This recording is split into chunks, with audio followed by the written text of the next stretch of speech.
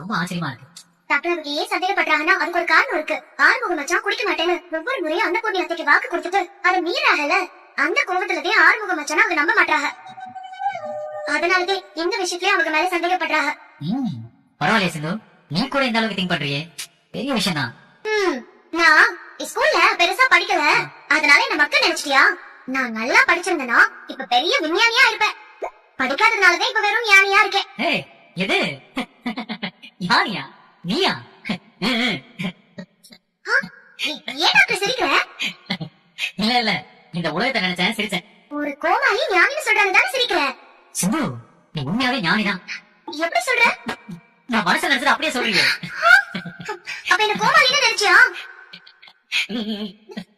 ஏய், என்ன இப்படி குத்துற? இனிமே என்ன பார்த்து இப்படி கிண்டல் பண்ணி சிரிச்சனா இப்படிதான் நான் கோமட்டிலே குத்துவேன். அப்புறம் வாயில இருக்கிற பல்லெல்லாம் கொட்டி உண்மையாவே